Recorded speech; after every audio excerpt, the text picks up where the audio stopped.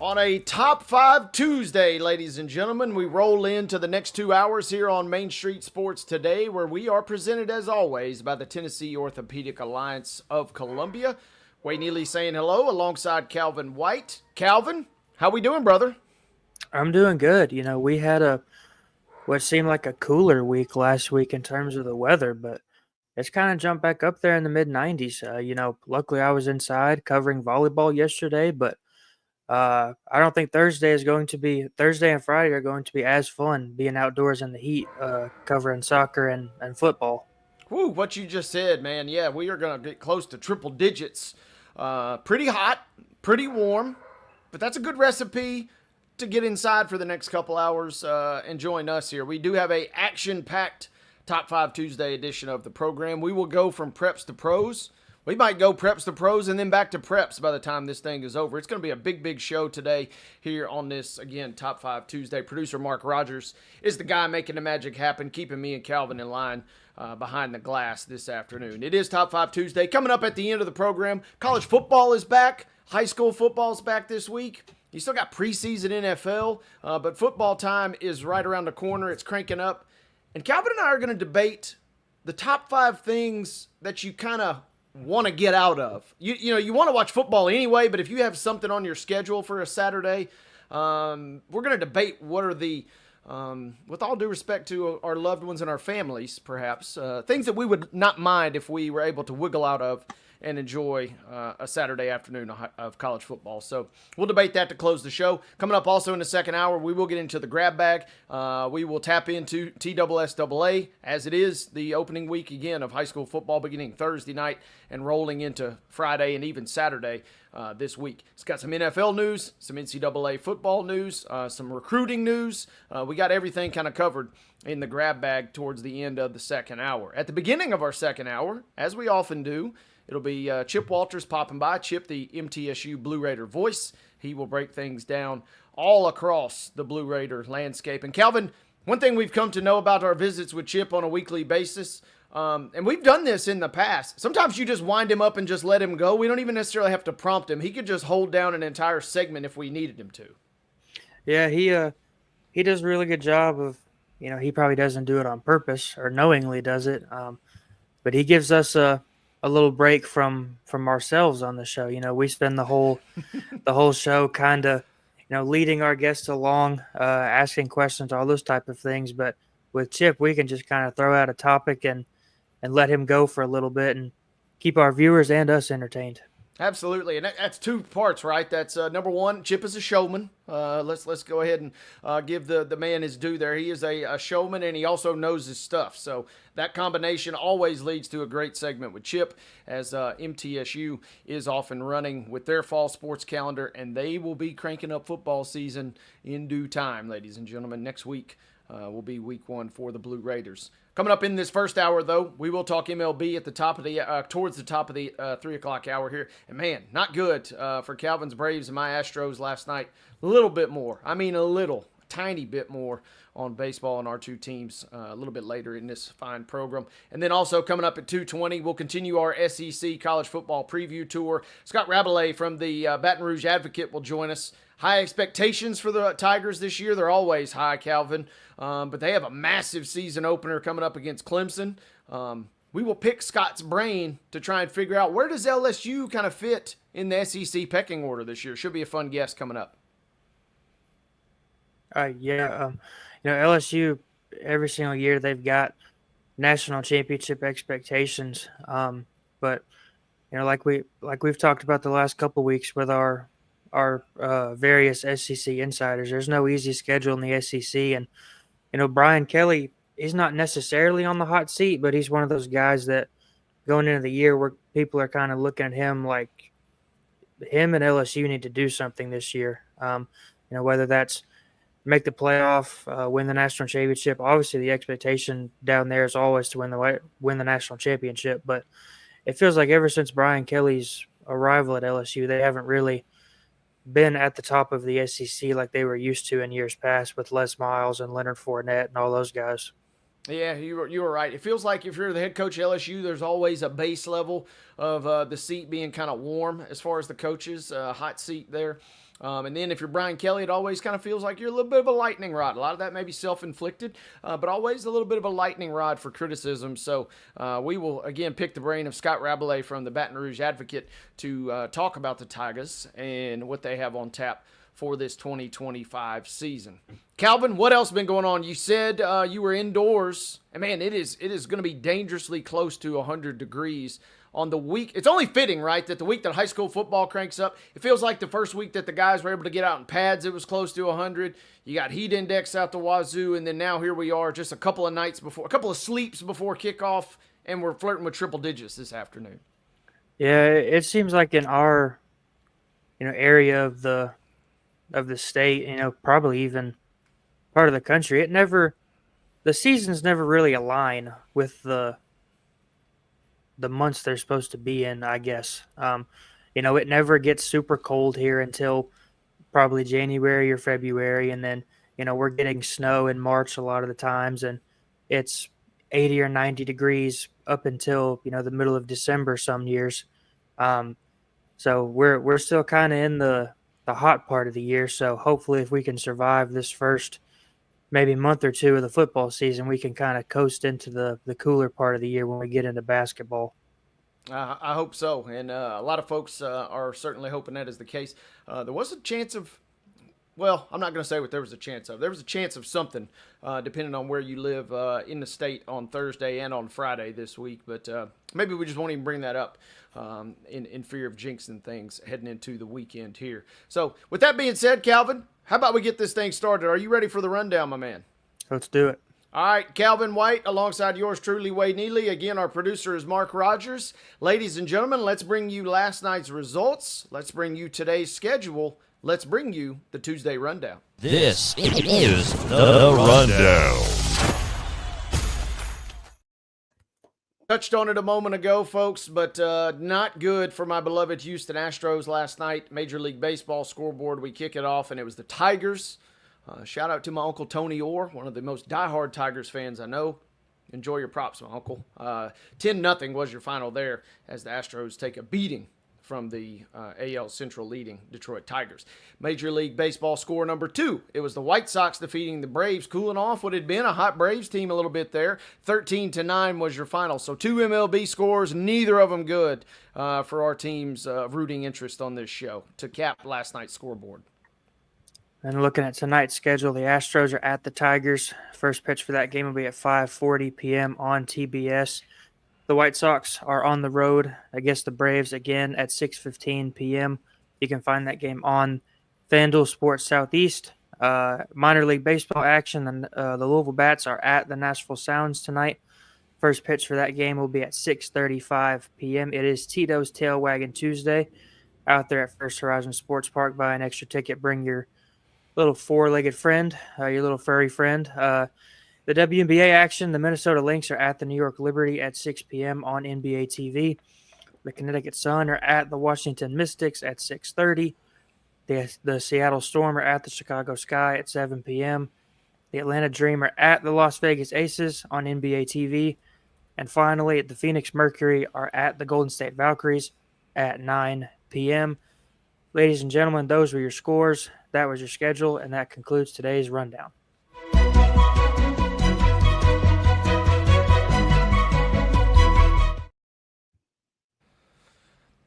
Ladies and gentlemen, we now roll into our top story, which was presented, as always, by the fine folks at Piggly Wiggly over at Neely's Mill in Columbia. Make sure you check them out for your delicious daily deli lunch options, where everything is cost plus 10 at the cash register. Once again, ladies and gentlemen, it is Piggly Wiggly over at Neely's Mill in Columbia, bringing you today's top story. Calvin, we just led off the show and we said we would go from preps to pros and then maybe back again. We will start with preps. And you mentioned you were indoors yesterday, but there was also some business. You were covering a game. There was actual TSSAA official business being conducted indoors as they held their first Board of Control meeting for the 2025 academic year. And it was not without a shortage of highlights. First one of the year, you're expecting, feels like it goes one of two ways, right? Feels like first meeting of the year, kind of blah. We don't really discuss anything. We kind of just get in a little bit of a groove, or we kind of see some lightning kind of flashing. And we got a little bit of both. A few little subtle things, but the big news, Calvin, coming out of yesterday's meeting, and you mentioned volleyball a moment ago. There is a big change coming to the way that the state championships are going to be held for volleyball, opting now in favor of a very unique format. No longer a pool play, no longer a kind of round robin kind of build up, if you will. A single elimination bracket where the winners obviously advance and continue their hopes and dreams of a state championship. The losers of said matches, not eliminated necessarily, but also no longer eligible for that championship. They will now drop into a consolation bracket in kind of a unique twist that was approved by the Board of Control yesterday. Yeah, it's definitely a big change to kind of how we've seen the state volleyball tournament operate over the last several years, and kind of in a way, I think this takes away some of the magic about the tournament. You know, the way the format has been. If you have a bad match or a bad game at the start of the tournament, or maybe even toward the middle, you can go to that losers bracket and kind of play your way back up through the losers bracket and still have a chance to win a state championship. But I also understand the other side of that, where some people might say, "Well, it's the state tournament. If you're losing, then you probably don't, deserve to win a state championship anyway." But it always added a different layer to the tournament, that teams that maybe might have lost early still had a chance to win a state championship down the road if they could, kind of get through that one bad match that they had in the tournament. Yeah, this is an interesting, I don't want to call it a compromise or, a mea culpa almost, but it sort of is. And this was not without debate. Our good friend and colleague, who will be on this very same show tomorrow, Mr. David Wilson, he was on hand for Main Street media and for Robertson County in official capacities yesterday, kind of reporting on this. And this was voted on a couple different times. Initially, it was voted on, and it was a 6-5 vote to deny a motion going from double elimination to straight single elimination. And once you lose, you're done. Pack up the bags and head on home. They come back, and by virtue of an 8-3 vote, yes to no, they do approve, which is this new format that Calvin and I have kind of been discussing. It's a modified double elimination. Again, a single elimination. So the winners still advance and are eligible for the state championship. The teams that lose, you don't have to leave, but the best you could do is maybe, a third place trophy. And this is an interesting format, Calvin. It does feel like a little bit of a compromise, and I see the benefit of that. You don't want, especially volleyball, right? You've been at a ton of volleyball matches, and those things can go quick if you're not up to snuff. And we could see a team drive from Memphis or a team drive from Knoxville and get bounced in less than an hour and have to return immediately back to campus. This at least kind of gives you a little bit more bang for your buck in terms of making the state, but also kind of feels like a little bit of a short change because you're no longer eligible to play your way out of the losers bracket, like you said. Yeah, it takes away the chance to play up out of the losers bracket and still win the state championship. But I guess on the other hand, if you're one of those teams that are traveling a long way, like you said, even if you do lose in the first round, you still have a chance to go to that consolation bracket and still play for a chance to, finish not as a high finisher, I guess, because you still don't have a chance to win, but you have a chance to play multiple games in the state tournament, and you have a chance to maybe place in a respectable position, and maybe bring back some hardware for your school, even if it isn't a state championship trophy.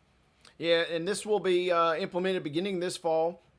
All qualifiers will be placed in a state tournament bracket. And I'm reading words on Main Street Media. You can check it out at virtually all of our Main Street Media sites, as well as mainstreetpreps.com.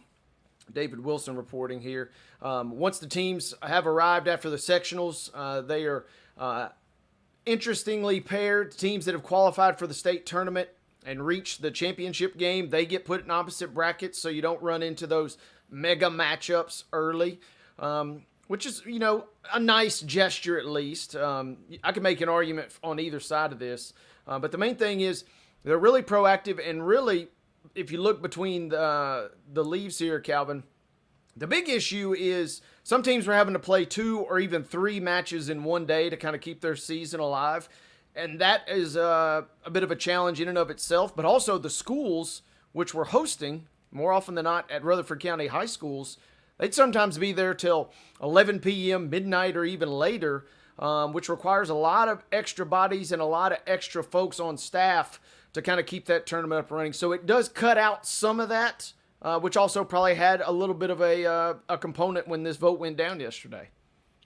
Yeah, I remember when I was in high school, my high school volleyball team made the state tournament my last 3 years of high school, and our senior year we were good enough to make it all the way to the state championship match. We lost in the state championship match, but I remember those first couple rounds. They would have the opening round would be at like Blackman or somewhere, and then I remember we won at Blackman. Then we had to drive over to Siegel and play another match, and then I believe we played another match at Siegel. And then once you got to a certain round, you played the rest of your games at MTSU.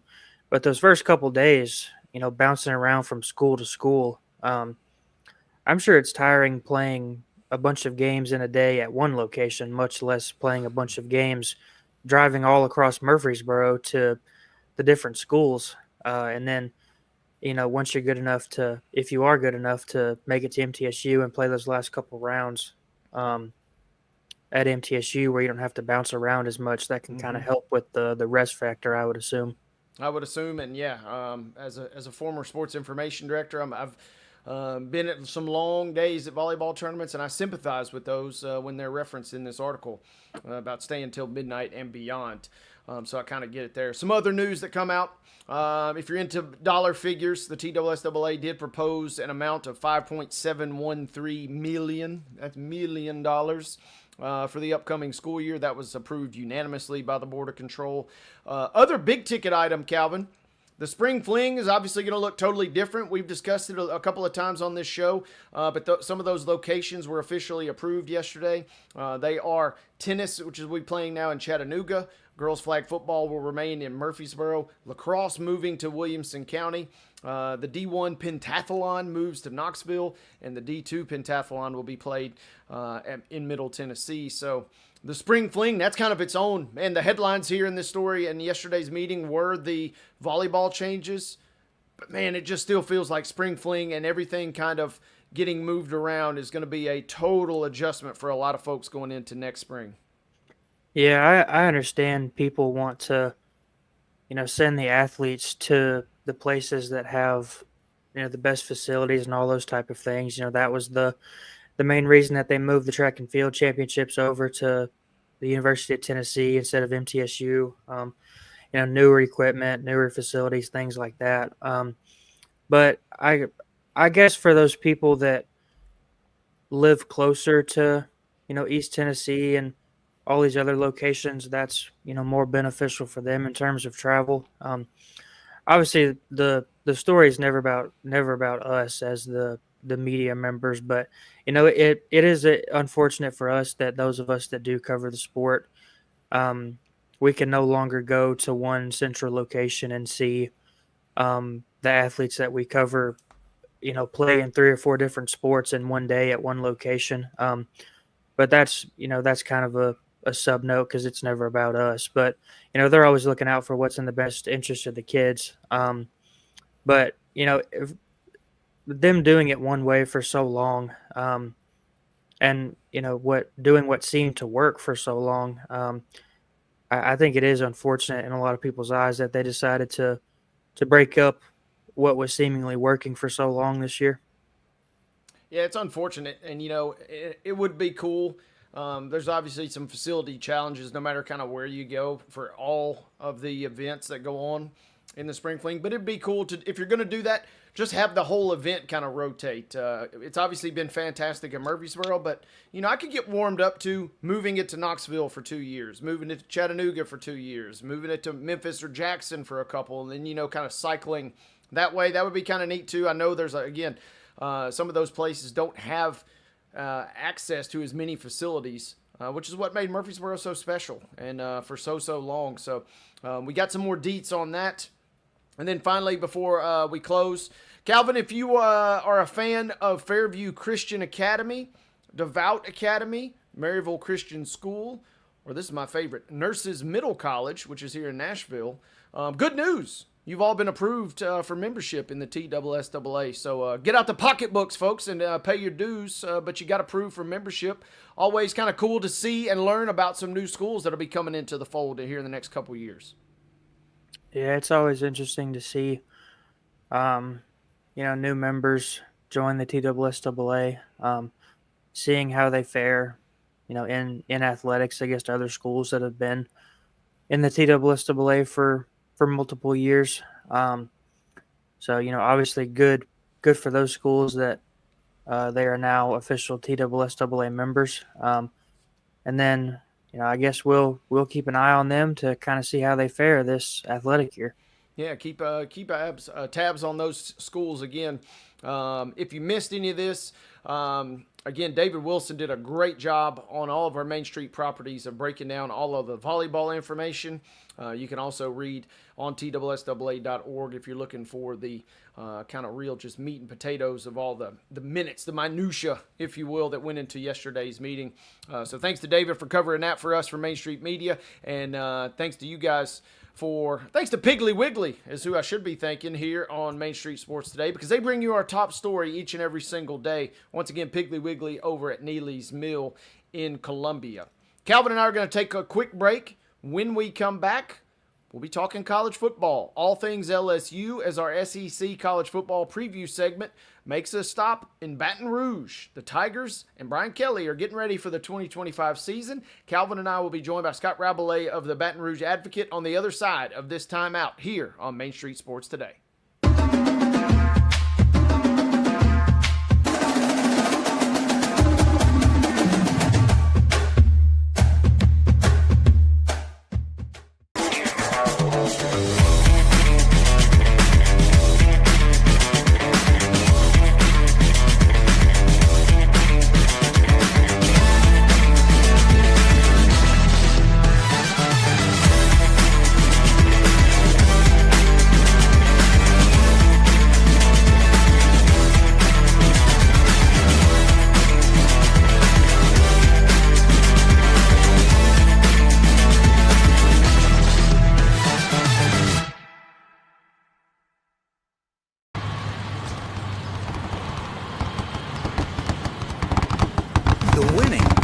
Closer. All new Sportsbook, the latest gaming machines, live horse racing, and more. The Mint Gaming Hall, Kentucky Downs. Winning just got closer.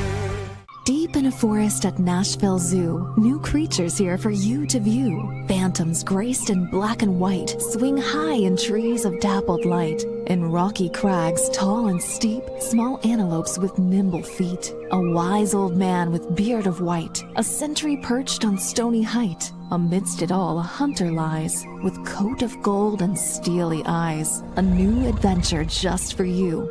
Leopard Forest at Nashville Zoo. Open now. Busy bee, yeah, busy bee. If you need... Hold on, y'all, hold on. I need to make a call. Hey, this is Brianna with Busy Bee. I'm giving you a call to let you know your technician is on his way. 833. Oh, busy bee. Guys, not yet. Not yet. Busy bee, oh, Now busy ready, bee. guys. Call 775-7833. Custom Stone Handlers supplies over 600 distributors and suppliers with quality stone products. Along with Riverstone, we produce and distribute over 100 building, landscape, and other bulk products. Our goal is to provide quality products, service, and partnerships to ensure our customers' success. We firmly believe the measure of any person or company is how you treat other people and customers. Give them a call at 931-490-4990 or visit CustomStoneHandlers.com.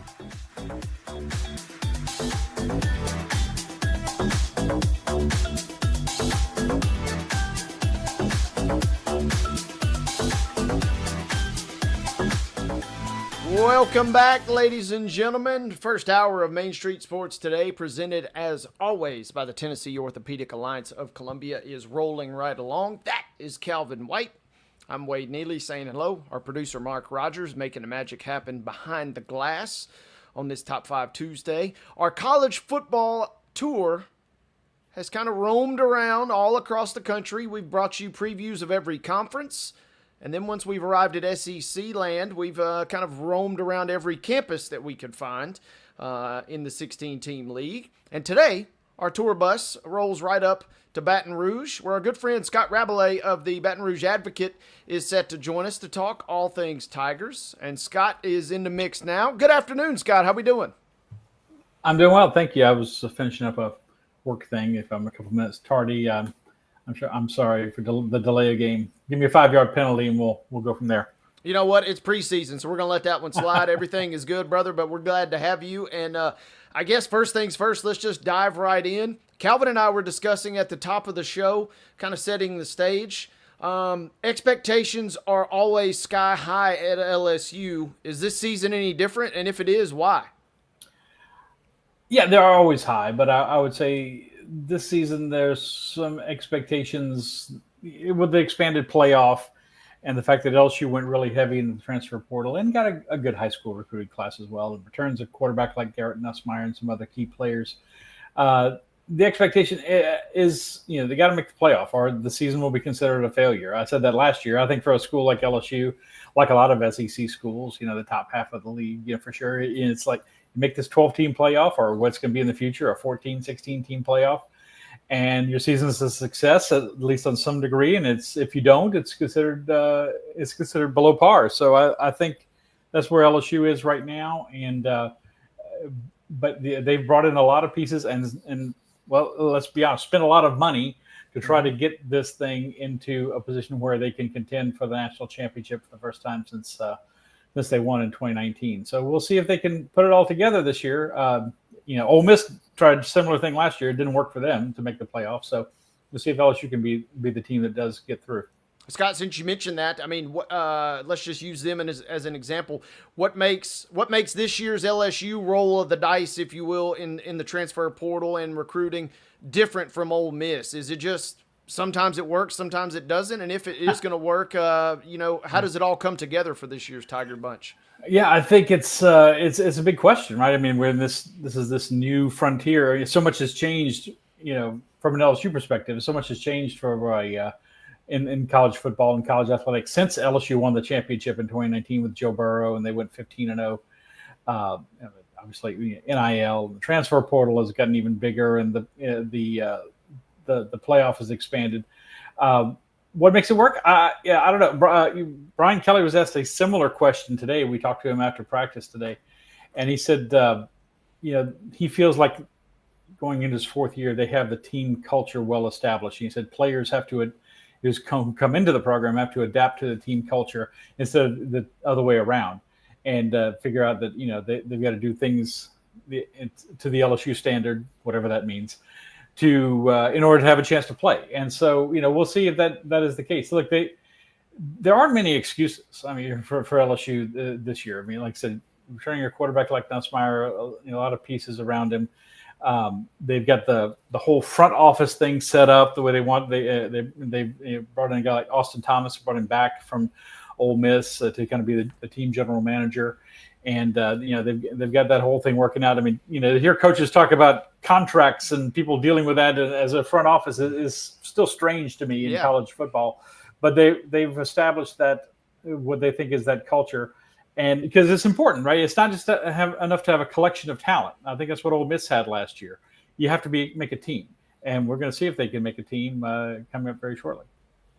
Scott, LSU's won, at least 9 games every year Brian Kelly's been at LSU, but it feels like we never talk about LSU as kind of a contender to win the SEC and to win a national championship. Now, obviously, Nick Saban was still at Alabama these last couple of years. Georgia's been winning national championships. But what's been kind of preventing LSU from being in those conversations to where they can have a chance to win the conference and potentially win a national championship? Yeah, there's been some piece missing. As you said, Kelly's first 3 years, 10 wins, 10 wins, 9 wins last year, so 29 wins.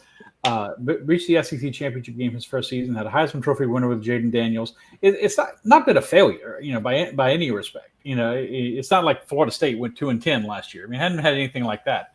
It's just they've been missing a piece. First year, special teams was awful. His first year. 2023, they had this amazing offense with Malik Neighbors and Kyron Lacey and Brian Thomas, and of course Jaden won the Heisman, as I said. And the defense was historically bad for LSU. Yeah. Last year, both things were everything was kind of okay, but not super great. So it's just been this one thing or another seems to be has held LSU back. Does this year they have all the pieces together? It seems like it. Although I will say one of the big concerns, one of the big stories over the preseason camp has been what the offensive line looks like. Four new starters. Mm-hmm. The one starter they have returning, DJ Chester, is getting moved from center to maybe even a backup guard spot. We were talking to Brian Kelly today. Lost Will Campbell, top 5 pick to the New England Patriots, and so at left tackle. So a lot of new pieces there. But if they can be good in the trenches, which is for all the bells and whistles of college athletics, college football, you still have to be good in the trenches. If they can be, then they can have a team that can contend. There's no game they can't win on the schedule, that's for sure. I'm reading this story here from CBS Sports. It says LSU has an 18-man transfer class, good for first in the country. Was you mentioned the defense and the offensive line. Was there an area that going into the offseason that Brian Kelly and LSU, were kind of targeting multiple players that play that position, offensive line, defense, things like that? Was there an area where LSU said, this is absolutely where we have to get better at?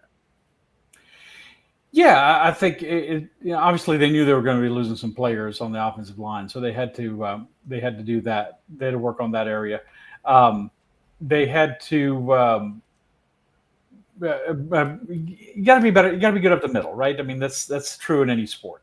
And so I think for LSU that was the case. They brought in Braylon Moore from Virginia Tech to play center. He's definitely going to be their center as long as he's healthy this year.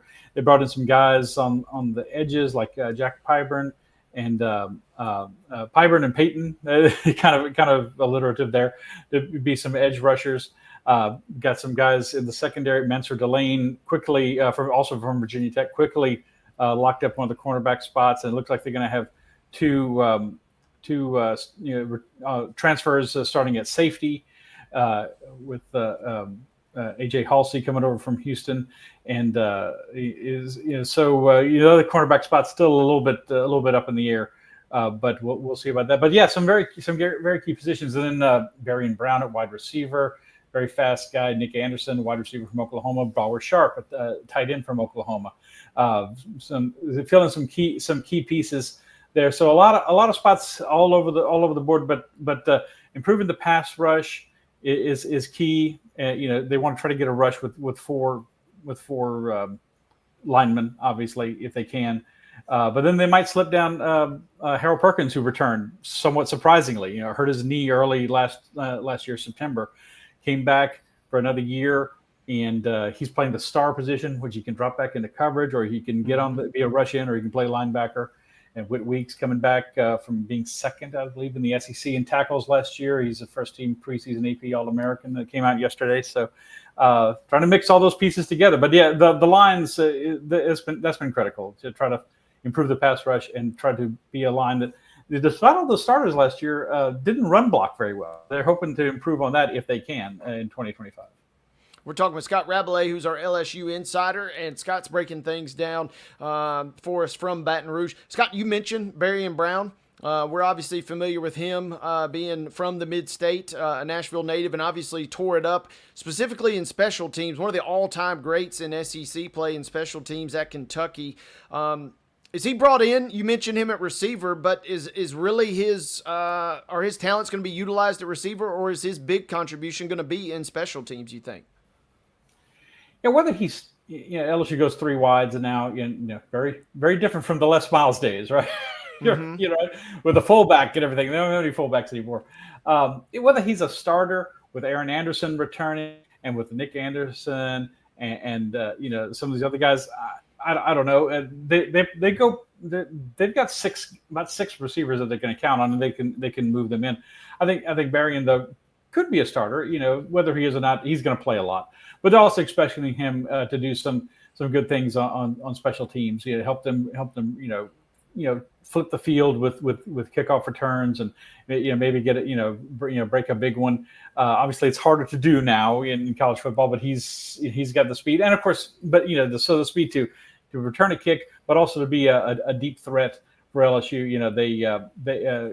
They were missing that for a lot of last season, but Chris Hilton also came back as another wide receiver I need to mention, who was a vertical threat. You saw late last season and in the bowl game against Baylor that he was effective there at helping the offense stretch the opposing defenses. So, but yeah, I think Berrien Brown's going to play a big role in those two areas on offense and special teams. And you mentioned, Nick Anderson coming in from Oklahoma. We just spoke with Tom Green from our Oklahoma camp yesterday, kind of talking about things, and his loss could be to Oklahoma's detriment. His addition could obviously be to LSU's benefit. Scott, let's roll through the schedule real quick and say this for what you will about, Brian Kelly and scheduling and LSU and scheduling. They don't run from tough competition to start the year. Another big opponent to begin the 2025 slate. How do you see Tigers versus Tigers, LSU at Clemson going down here in 2 weeks' time?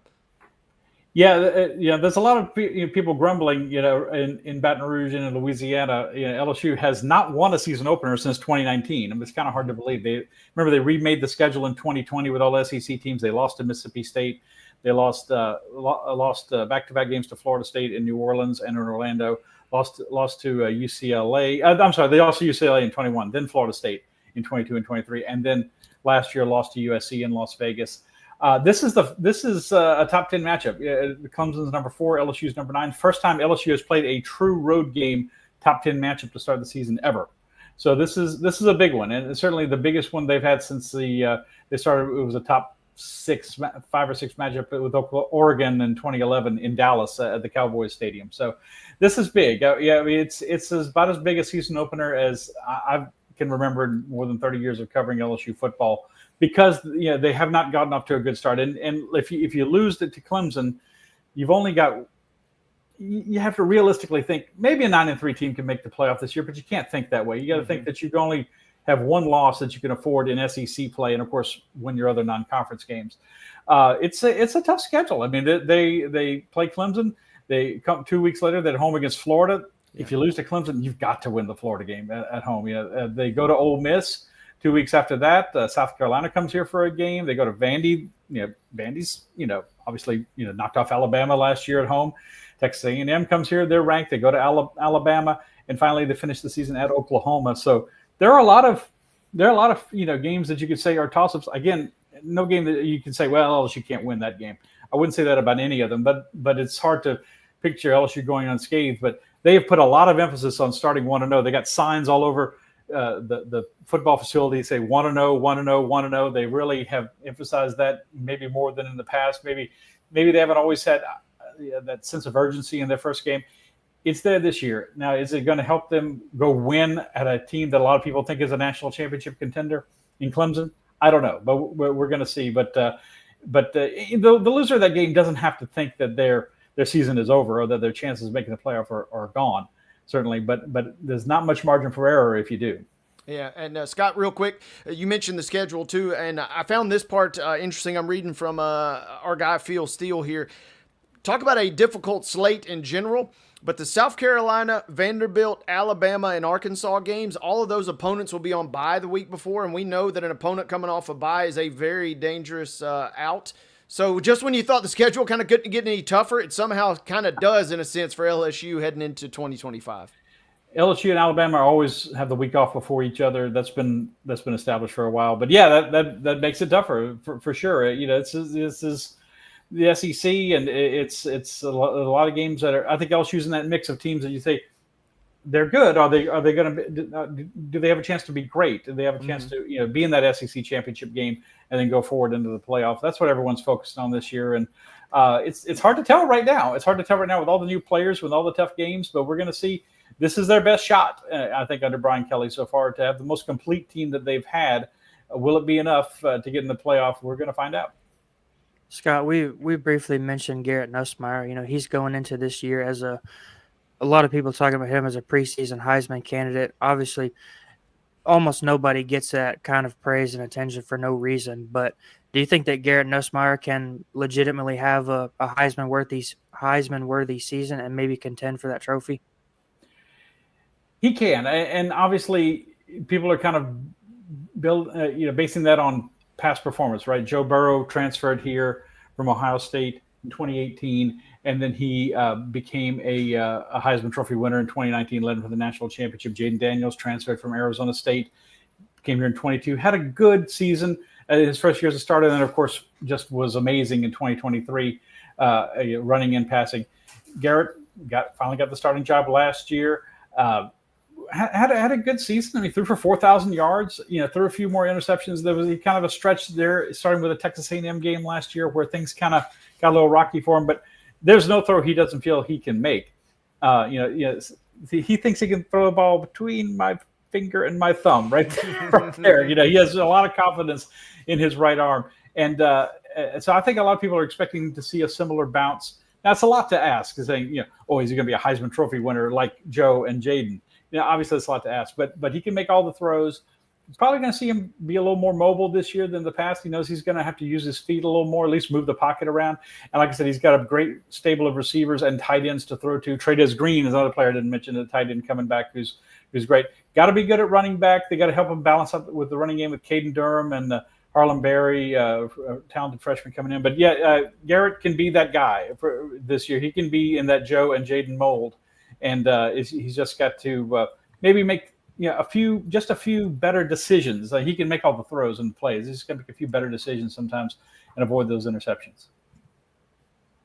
Talking with Scott Rabelais here as we get closer and closer to the start of the college football season. And Scott, we've been going through, we sprinkle in a little Vegas action with all of our preview guests, and I pull up LSU's over-under wins for the season. I'm somewhat surprised to see it's listed. You got to pay a price, of course, but it's listed at 8.5.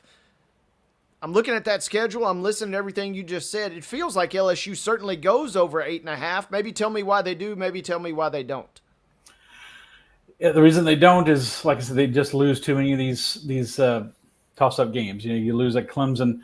You got to go to Alabama and Ole Miss. You drop a game at home, and then that's 8-4. I don't think you lose a game at home to Florida or to South Carolina. Or Texas A&M or something like that. And so I don't see them really going much worse than that. The reason they can be better is all these things come together. The offense is humming on a level, maybe not 2023's offense, but they're really good. With all the weapons that they have with Garrett Nussmeier stirring the drink, and then the defense, which was abysmal in 2023, was middle of the pack in the country in 2024 under Blake Baker, his first year as defensive coordinator. With these new players, they coalesce. And they got a good pass rush. They got good linebackers. They're better in the secondary, and they can give them a top 30 defense, which is what they had in 2019. I think if they can have those things, then they can definitely go over with the win total and then be in the college football playoff. Yeah, I was just getting ready to say, and if you go over that number, not a guarantee, obviously, but when you finish with that kind of record in SEC play, you were right there in the mix. They're listed at plus 110 to make the college football, so basically even money. And, Scott, it is going to be a fun season. We know, if nothing else, LSU always brings an entertainment factor. I don't know if that's good or bad for you as a local writer there. It feels like there's always something to maybe report on. But as a neutral fan, they're certainly one of the most entertaining seasons, whether they're having an up or down year. Oh, no, it's always good. I'm the columnist. I'm the sports columnist. So it's always good to have an entertaining team to cover. And, yeah, it's never a dull moment with LSU, whatever the sport is, especially football. Absolutely. Well, Scott, we thank you for your time as always. Best of luck to you and best of luck to the Tigers this year. We will catch up with you soon. My pleasure. Thanks, guys. Thank you very much. Once again, Scott Rabelais, our LSU insider, breaking things down here on Main Street Sports Today. Calvin, the Tigers? I meant what I just said a second ago. That's a team that I will watch almost every LSU game because they could be playing Louisiana Tech and they're trailing by 21 points, and then they somehow win 56-21, or they could play Alabama and be up 14 points and blow the lead. I mean, you get the full experience of watching them. They're one of my favorite teams. I don't know that I could be a fan because that is a little too much cardiac activity for me there. Yeah, they're always interesting. They kind of roped everybody in with the offenses that they've had the last couple of years with Joe Burrow and Jaden Daniels, like Scott said. It always seems like even if their defense is mediocre or even bad, the offense kind of makes up for some of it. And, that 2019 team that had just so many offensive weapons around Joe Burrow, Jamar Chase, Justin Jefferson, Thaddeus Moss at tight end. They always rope us in with the offense. And then, I'm sure that people that are fans, are up on down on all fours on the floor, like screaming at the TV for the defense to get a stop because the offense is putting up so many points. It's hard to win when you score 40, but you give up 45. Yeah, I mean, that 2003 season alone, just listened to a good interview with Coach O, previous coach of the Tigers, earlier this week. And, I mean, that season, they gave up 45 to Florida State, the 2003 season, that is, but lost 55-49. That's the type of games that you get sometimes with LSU. 55-49, they lose to Ole Miss that season, and then they lost on a Saturday night game at Bryant-Denny to Alabama, 42-28. That was a game that I kind of wrote off. At that point, I watched that game, and Jaden Daniels even got banged up a little bit in that game, and I said, there's no way this guy's going to win the Heisman. They've got too many losses. He's a little hurt. All they did was reel off 3 straight, beating Florida, Georgia State, Texas A&M, and then he obviously does win the title or win the trophy and has a great rookie campaign in the NFL. So the 2025 LSU Tigers are going to be a team to watch, folks. And again, they open up with Clemson on August 30th, so make sure and tune in. Thanks again to Scott Rabelais for joining us during our preview here. We've got Auburn coming up on the campus tour tomorrow. Kind of like LSU, Calvin, in a sense. No shortage of drama, no shortage of topics to kind of think about every year, seemingly, coming out of the plains down there. Yeah, the story broke a couple weeks ago that Hugh Freeze was out on the golf course too much instead of getting in the transfer portal, tried to build that roster back up. Auburn hasn't been very good the last couple of years. They've got a lot of the same expectations that other teams in the conference do, win the SEC, contend for a national championship, especially in the new 12-team playoff. They had that heartbreaking Iron Bowl loss a couple years ago. They led late. Alabama came back, scored the last couple minutes to go ahead and win. But it's been a rough past couple years for the Auburn Tigers. No doubt. And so make sure that you tune in tomorrow. Calvin and David Wilson will have a preview of the Tigers. We will give you more deets on that toward the end of our show today. Speaking of the rest of our show today, we're going to take a quick break. When we come back, Calvin and I will dip into the Major League Baseball waters. We'll talk about 2 putrid performances last night, one by the Braves, one by my beloved Astros, as both teams kind of laid an egg last night. But we will forge ahead, and we'll discuss a little MLB to wrap up our first hour. Come on back, folks. You're watching Main Street Sports Today, where we are presented by the Tennessee Orthopedic Alliance of Columbia.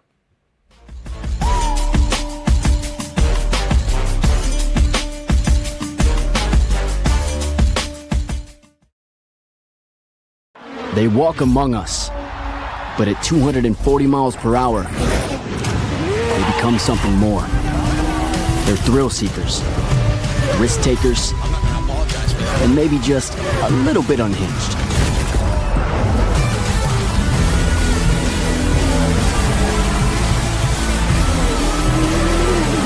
Buckle up. This new era of speed, this racing revolution, it's just getting started. Hi, I'm Stephanie Miller. Main Street Media is partnering with Borchetta Bourbon Music City Grand Prix at the Nashville Superspeedway to send a family of 4 to the race August 31st. To register, please visit any Main Street Media website and look for the Register Here banner. You'll also receive some fantastic Borchetta Bourbon Music City merchandise. We look forward to seeing you at the race.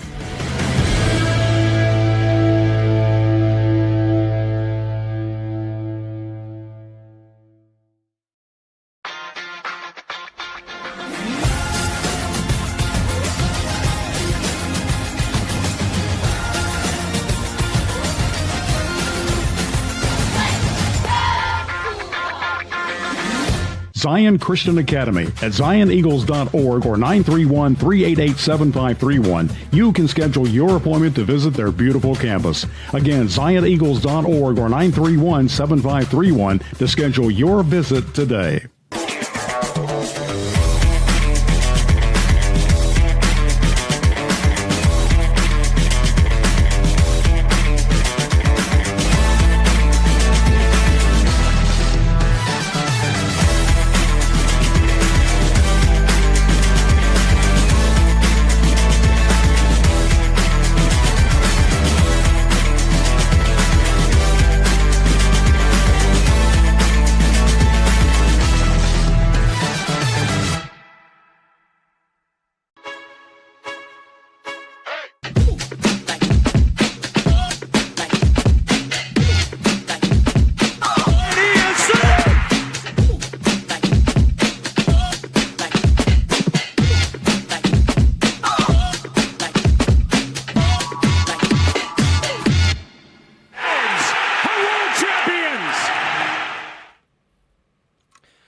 On this date, August 19th, 1982, scheduled to pitch against the Expos in a home game, Braves rookie Pascal Perez misses the start of the game when he can't find his way to the ballpark.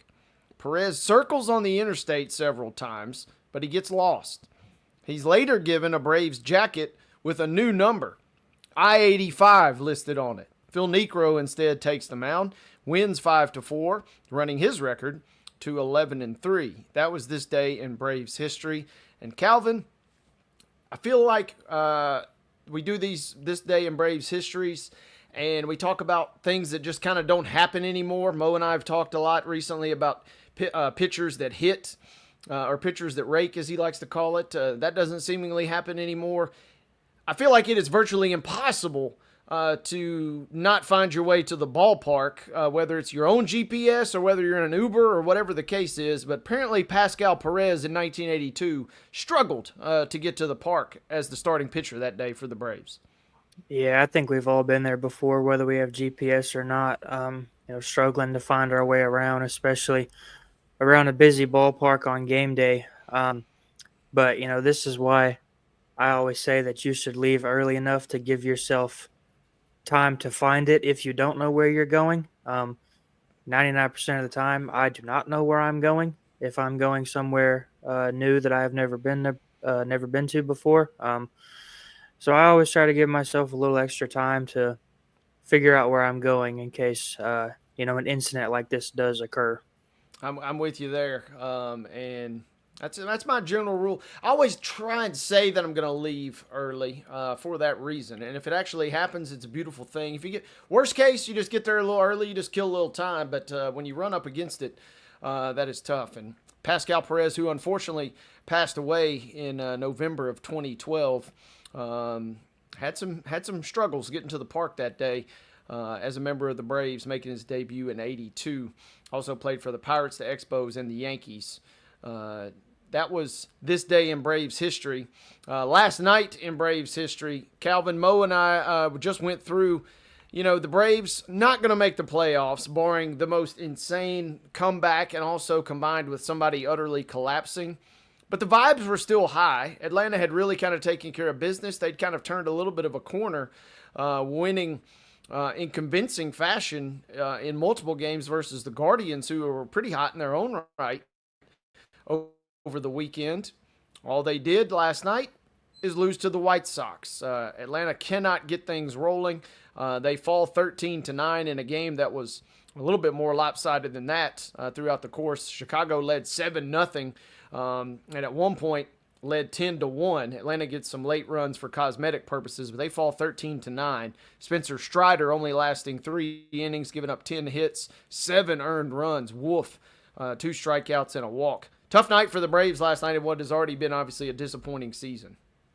Yeah, Spencer Strider's had a rough last couple starts. I think last time we talked about Spencer Strider, he had given up 8 earned runs in his previous start, which were a career high, I believe, and then he gives up 7 last night to the White Sox. The Braves went down, I think, 6 or 7-0, And then once the White Sox kind of got up there in double-digit runs, the Braves started clawing back. They scored, 4, 5, 6 quick runs, and not that it matters anyway. They're not going to make the playoffs, but I was sitting there looking at my phone on the ESPN updates, telling the Braves not to give me hope that they were going to, come back and win. But I never thought I would be in a position where we would have to hope that the Braves came back and beat the team that set the record for fewest wins in the history of Major League Baseball last year.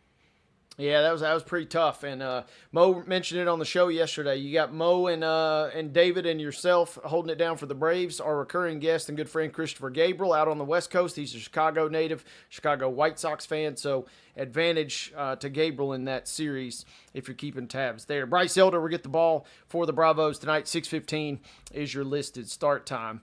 I'm over here saying, well, it can't be that bad as the resident Astros fan on this show. But, yes, it can, because Houston put up a stinker in their own right. Big game, big series versus the Tigers. All they did was get absolutely throttled. 10-0 was your final. Spencer Arrighetti falls to 1-4, making his second start after coming back from injury. And so misery loves company, I suppose, on this show, Calvin. And the Braves and Astros both took it on the chin last night. Yeah, I'd say the Braves' kind of puddle of misery is a lot bigger than what the Astros are dealing with right now. The biggest problem with the Astros right now is they're trying to fight off the Mariners for that AL West title. At least you lost to a good team in the Tigers, who have been one of the best teams in baseball this year. Instead of the Braves, like I said, losing to the team that set the record for worst single season in the history of Major League Baseball last year. So I'd say you're sitting over there on your side of the screen a lot more comfortably than I am this year. Yeah, well, you paint a rosier picture. That's a good way to look at it, I suppose. Houston's now lost 2 in a row. They're 5-5 in their last 10. The good news is, for me at least, the Mariners have not been great during that stretch as well. They're also 5-5 in their last 10. Here's a wild stat that I just noticed, Calvin. Every team in the AL West has lost their last game. Nobody is on a winning streak of any note. So even though Houston's been bad, everybody else in the division has been just as bad. We talked to you guys yesterday on the show about the earth-shattering news that the Milwaukee Brewers did finally lose a game. They obviously took care of business in that first game we mentioned yesterday on the show versus the Cubs. Game number 2, don't know that it got resumed. It did not get resumed, as a matter of fact. So what that means is a doubleheader has now been pushed to today. And in the top of the 6th, it's the Cubs and the Brewers getting it on, and it's the Cubs leading 5-3. So for those that are – and there's – how about this, Calvin? I knew it wasn't him, but I still had to click just to hold out hope. There's a B. Keller starting for the Cubs today. It's not Blaine Keller, though. It's Brad Keller. He's out there on the mound right now for Chicago, twirling it away as, again, 5-3, the Cubs lead the Brewers. But we did wonder when Milwaukee would finally lose, and we got our answer a couple nights ago. They have finally returned to earth slightly. Yeah, the Cubs have been another one of those teams that have been one of the best in baseball this year. But for a while there, like we've talked about the last couple of weeks, it didn't seem like the Brewers were going to lose. I think last time we talked about the Brewers, they had won, 25 of their last 29 or something stupid like that. They're shaping up toward the end of the regular season as one of those teams that we can finally look at as a legitimate World Series contender. It will be fascinating to watch them, and you and I have discussed this. All the success that they've had, all the success they've had in years past, can they get over the proverbial hump as we get ready to head into the postseason? It's going to be fun down the stretch, but Milwaukee has a 7.5-game lead on the Phillies for the best record in the NL. And so they continue to dominate that side of the tracks there. We'll have an update on more MLB discussion tomorrow when David and Calvin are in the saddle. But as we hit the top of this 3 o'clock hour, our good friend Chip Walters is waiting in the green room. We will speak to Chip in just a matter of moments. Time for our weekly visit and time for our weekly check-in on all things Blue Raiders on the other side of this timeout. You're watching Main Street Sports Today, presented by TOA of Columbia.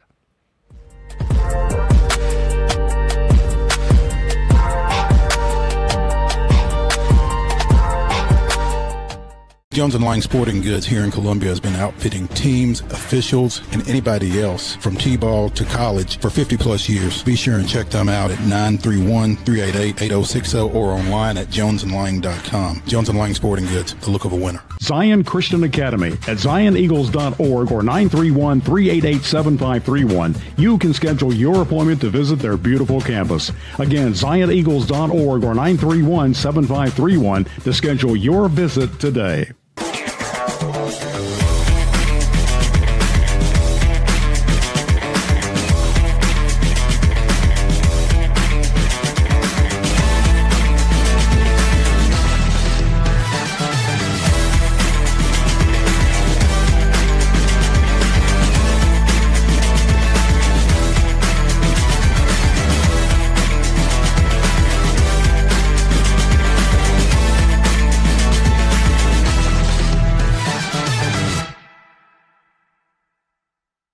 Custom Stone Handlers supplies over 600 distributors and suppliers with quality stone products. Along with Riverstone, we produce and distribute over 100 building, landscape, and other bulk products. Our goal is to provide quality products, service, and partnerships to ensure our customers' success. We firmly believe the measure of any person or company is how you treat other people and customers. Give them a call at 931-490-4990 or visit CustomStoneHandlers.com. Piggly Wiggly, located in Neely's Mill Shopping Center, is Columbia's locally owned and operated Cost Plus 10 grocery store dedicated to serving the community with low prices and smiling faces. Piggly Wiggly offers fresh, hand-cut meats daily as well as daily hot plate lunches from their deli counter.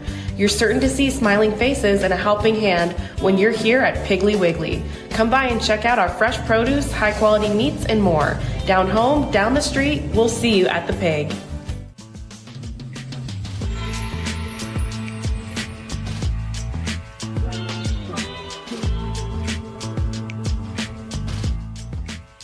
Hour number 2 of Main Street Sports Today, presented as always by TOA of Columbia, begins right now.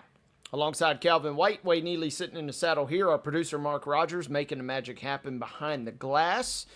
And as we do virtually every Tuesday, except the few occasions when we don't, we're joined by the one and only Choose Chip on social media.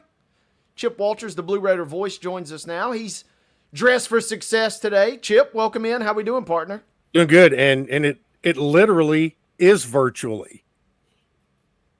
That's Think correct. about that. You blew my mind a little bit there, but that is correct. So yeah, when you said that, I thought, hey, he's exactly right and doesn't even know it. But that's why we bring you in to keep us on our toes and to keep us on the straight and narrow a little bit. Chip, I wanted to ask you off the rip. We just had this day in Braves history a moment ago. Okay. A rookie, Pascal Perez, missed the start of the game because he couldn't find his way to the ballpark in 1982. And so that got me wondering. I-285. Calvin and I were, talking about the merits of leaving early and arriving early. And it got me wondering, what's the Chip Walters story about getting to a park early or late? Surely there's one in your MTSU annals, if not elsewhere. Can't get there early enough for me. For football, I'm always there 4 hours ahead of time, typically. But I'm trying to think where. I got a story where we had a situation. I was right out of college, and I was a member of the Vanderbilt radio crew at the time. It was me. Trying to think who all. Me, Charlie Mack, Ron Bargatze, and Bob Horner was our producer. I was the pre-halftime and post-game host. Charlie did the play-by-play, and Ron Bargatze was the analyst. We had a game at Auburn, a basketball game at Auburn. We're flying in a private plane that has to detour somewhere over central Alabama somewhere because of weather. And the clouds were green. They weren't black. They were green, which the pilot said he doesn't worry about black clouds, but when they're green, that's a bad storm. So instead of landing at the actual Auburn airport, we ended up having to land in Columbus, Georgia, which is just right over the line. But I mean, we came flying in there. We had to rent a car, number one. We had to find a rental car place there, rent a car, and we were busting it, getting it over to Joel Eves Coliseum at Auburn. Roll in there. Let's say we were supposed to be on the air at 6:30. Literally walk in the building about 6:25. So first thing is we open the equipment case. I grab a telephone, plug it in while Bob Horner starts setting up all of our equipment. Well, I actually begin the pregame show on time on a phone while he's setting up all the other stuff, and we actually got on the air. Now, here's the other interesting part of this is about halfway through the first half, we get a call because there were no cell phones then. This was like 1980, 7, 8, 9, right in there somewhere. Mm-hmm. And it was our master control back in Nashville telling us, hey, don't know whether y'all want to continue doing the game, but all of the stations have moved over to news coverage. And I say, for what? They said, well, we started bombing Iran tonight and or Iraq. It was the first Gulf War had begun. And so they had all moved over to news coverage. So after all of that, by halftime, nobody was listening to us. No stations were carrying us. So we actually, we just quit and watched the rest of the game. Now, on the back end of that, another trip where timing worked out really good. I was the media and public relations director and also the announcer at the Walking Horse celebration in Shelbyville. Did that for about 8 years. And Middle had a game at Alabama that was an 11 a.m. start. And I actually called the horse show on Friday night, left with my crew in a van at 5:30 Saturday morning, drove to Tuscaloosa, did the football game at Alabama. And as soon as I got off the air, a buddy of mine who had a private plane was waiting.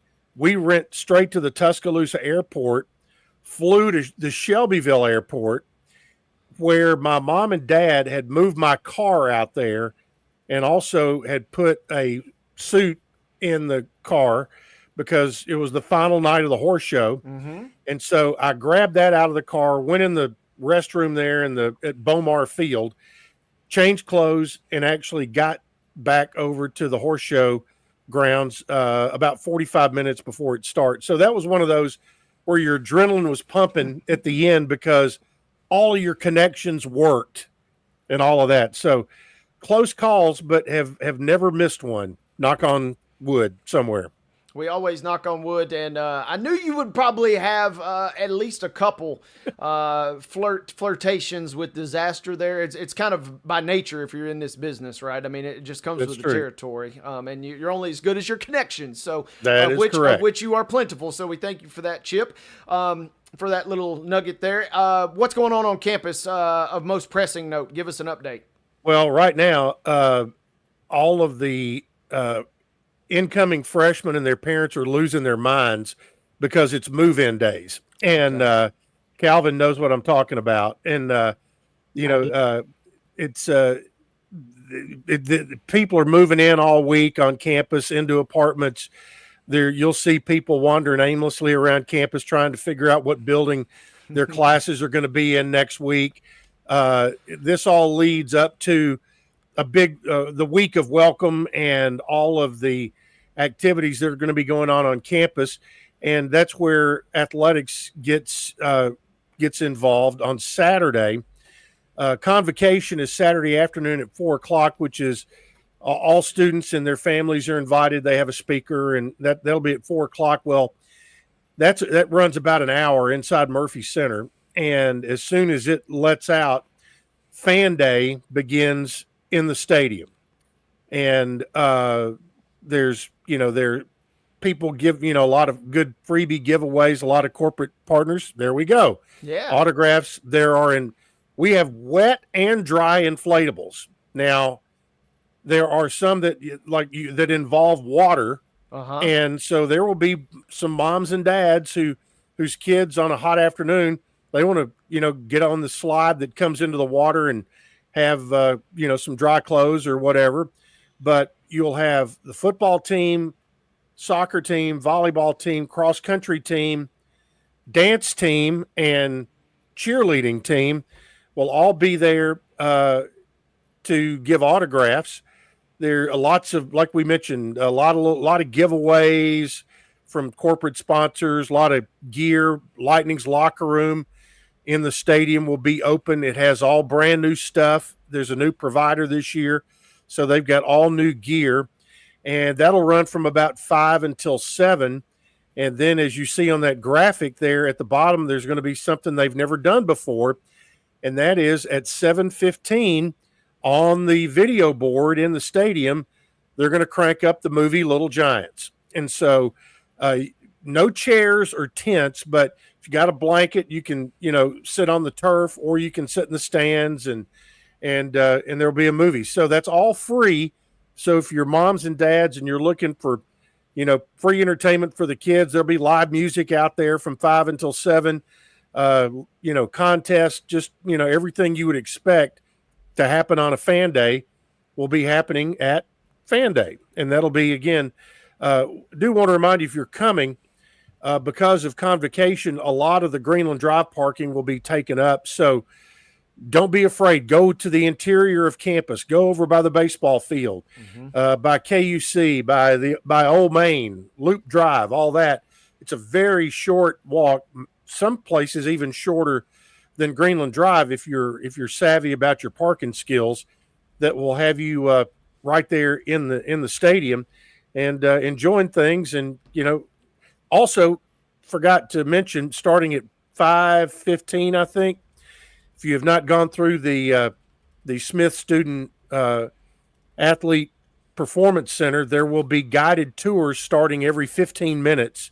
They'll be taking groups through the different and show you throughout the entire building. So it's going to be a busy day, and that in a nutshell is kind of what's going on campus, along with some soccer matches and football practice every morning early, and everything pointing toward September 30th for a matchup with Austin Peay.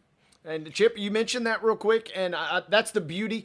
We sometimes, it's a cool idea to schedule a lot of events on campus, but sometimes you can do too much. But I love the flow of what you described. Everything kind of leads right into the other. You're not having to pick and choose like 6 different things going on campus at the same time. Yeah, and over the week of welcome for all the students who are on campus, and not just student athletes, but everybody who's there. There's convocation, there's Crash the Commons, the President's Picnic.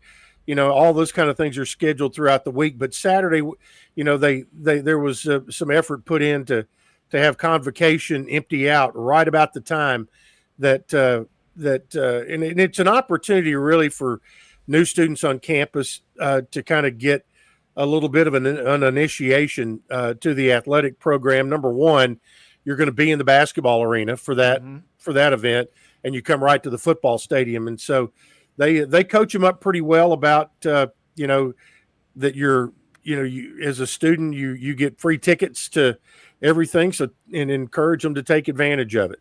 So that's with all of that, as Calvin again can he can agree with me that traffic around campus all weekend is going to be a little crazy. And also, if you go to the Walmart near campus, we wish you the best. Yeah. Thoughts and prayers. Yeah, it's, traffic's probably bad during this time. Wait till school starts and they try to, there's going to be some freshman that tries to get there 10 minutes before his class starts, and he's going to be an hour late to class because he can't find a parking spot. Yep. And the thing is, just take your time. And I encourage park over even in the Rutherford Boulevard lot, because you jump on that Raider Express bus and it'll drop you off right where you need to go. Learn that bus schedule, and you're in great shape. But and by the way, they've someone along the way has decided that this is a good week to grind up pavement along Rutherford Boulevard. So thanks. This goes back to what we said about getting there early. That's exactly right. But Chip, before we get into talking about the football scrimmage from this past week, we haven't had a whole lot of positive things to talk about with women's soccer the last couple of years. But they've started 2-0 for the first time since 2018. Just I know 2-0 isn't a humongous accomplishment, but for that program, what's been clicking for them so far?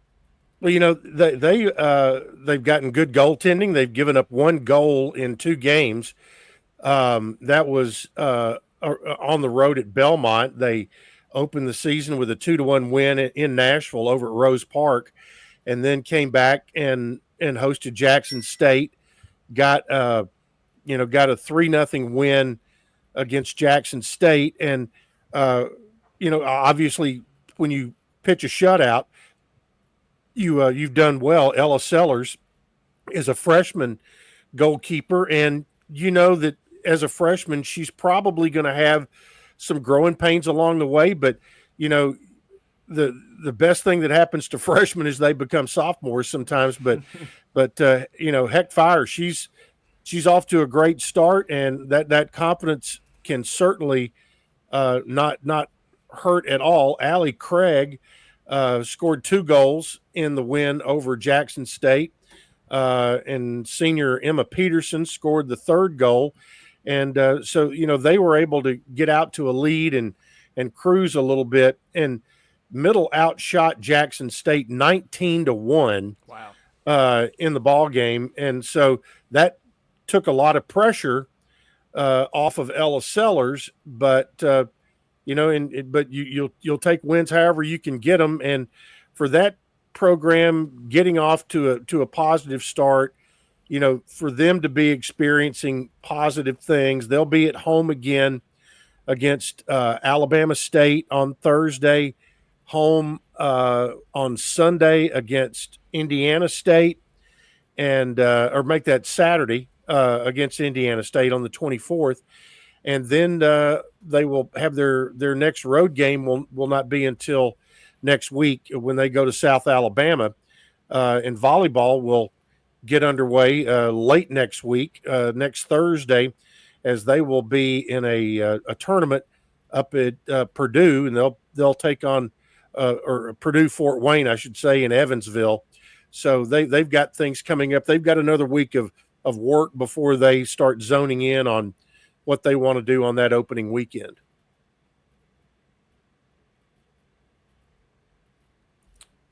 Talking with Chip Walters, our MTSU insider. He is the Blue Raider voice. And Chip, Calvin did mention it a moment ago. Obviously, we've kind of gravitated, and then a lot of the buzz is around football. What is the latest buzz, though, from the Blue Raider football team? Well, they had probably their I would say this past Saturday is probably their most intense scrimmage, about 100 plays. They moved it up early to 7 a.m. It was scheduled to start at 9. Moved it up to 7, and probably exactly what you want to see is that neither team had the edge the whole day, or neither side of the ball had the edge the whole day. There were stretches where the offense played better and stretches where the defense might have had an edge.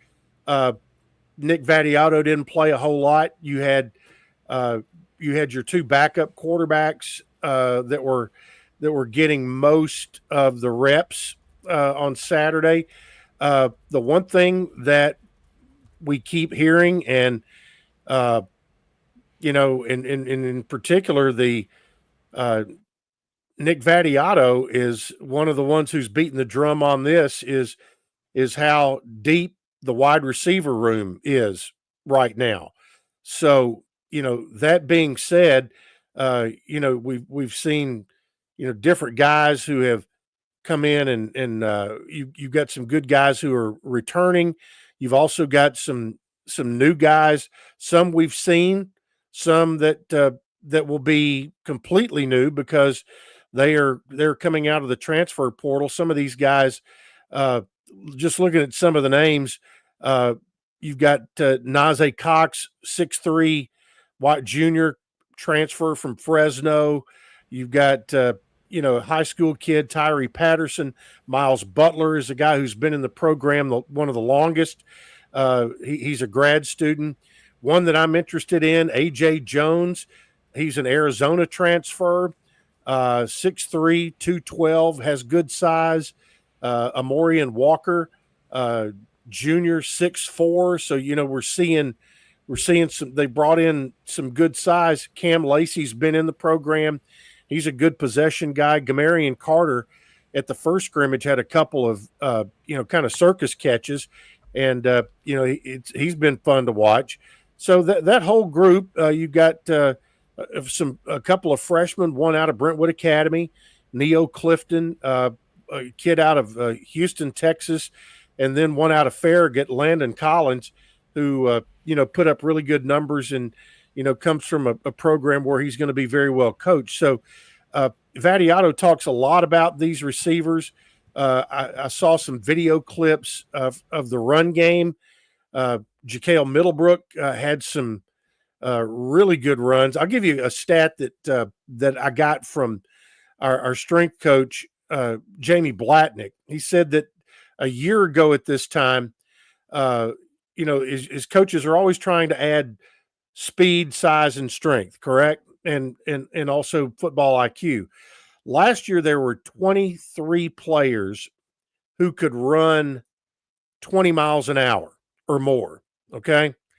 He said this year there are 48 players on the roster who can run 20 miles an hour or better. And almost, what is it, about 9 of them? I may be off by a player or two there. There are 9 who can run 23 miles an hour. So what does that compute out to in a 40 or 100-yard dash? I'm not mathing that math, but I'll take his word for it. But they're excited. They're seeing results, and that's what you want out of the weight room and what you're doing in speed and strength. What do you think you talked about, how deep the receiver room is and stuff like that. Over the last couple of years, when Frank Peasant was there at running back, it never really felt like, he played a lot of times hurt too, but it really never felt like Frank Peasant was utilized as much as he was, or as much as he could have been for as good as he was. But do you think that kind of with the depth in that receiver room, with, Jaden Cradle and, Jakail Middlebrook and those guys coming back at running back, just what do you think the potential is for that offense over there? Well, they've gotten much bigger in the offensive line. Jakail Middlebrook and Flip Cradle is not back this year, but Middlebrook is. Ricky Hunt is a guy who we've seen a lot of in clips and hearing things coming out of practice.